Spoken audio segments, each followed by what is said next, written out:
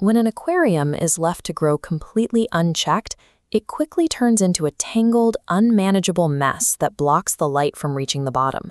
The stems choke each other out, the older leaves turn yellow from nutrient starvation, and opportunistic algae moves in to feed on the decaying organics. To fix this, we are going to cover the specific pruning techniques for 4 distinct types of aquatic plants and show you how to read those dying leaves to diagnose your exact water chemistry. Before making any cuts, you need the right tools for the job: straight scissors, curved wave scissors, fine-tipped pincets, and a siphon. Learning how and where to cut these plants shifts your routine from frustrating maintenance into active aquascape design. Step 1 is clearing out the dead weight. Plants waste valuable energy trying to repair dying leaves. Removing them forces the plant to redirect its resources into producing healthy new growth. Damaged leaves serve as a diagnostic tool.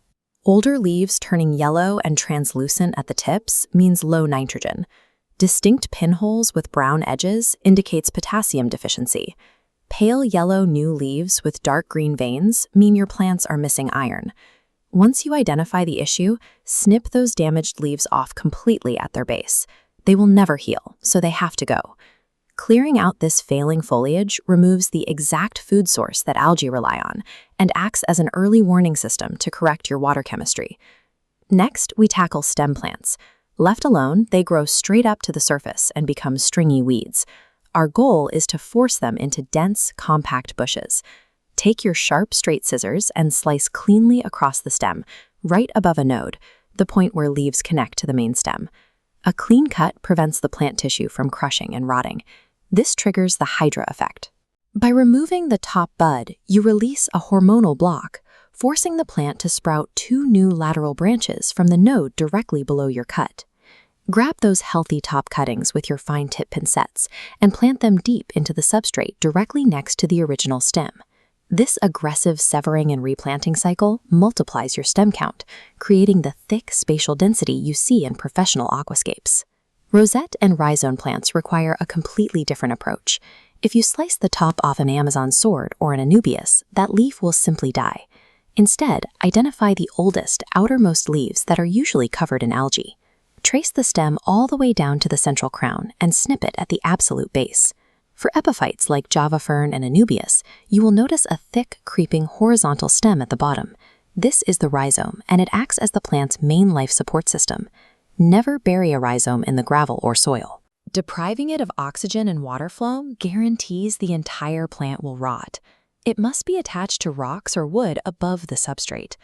Knowing exactly how your specific plant roots operate prevents catastrophic rot and keeps the layout healthy long-term.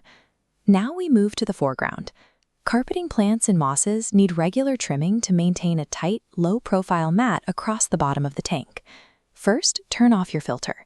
Take your curved wave scissors, hold them parallel to the substrate, and trim the carpet down to a thickness of 1 to 2 centimeters.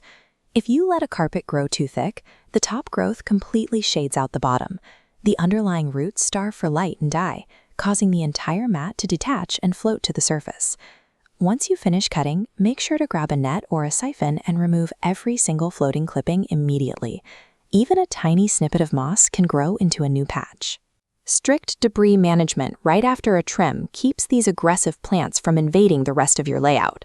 With the trimming complete, reactivate a filtration system and start the final cleanup phase. Over the next few days, net out any remaining floating debris that catches in the current and wipe down the aquarium glass. Perform a 40 to 50% water change.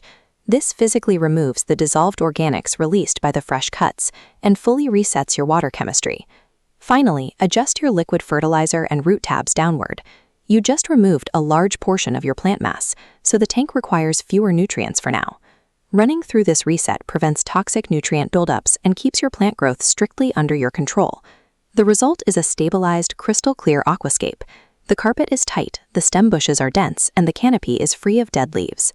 By executing the specific mechanical rules for each plant type, you ensure that the next cycle of growth comes back denser and healthier than before. Keep a close eye on your tank over the next week. As the plants recover and accelerate their growth, you will need to slowly increase your fertilizer dosing to match their nutrient uptake. If you need the curved wave scissors or fine tip pin sets required for these techniques, check the links in the video description below. Mastering aquatic plant husbandry bridges the gap between basic tank maintenance and curating a thriving piece of living art.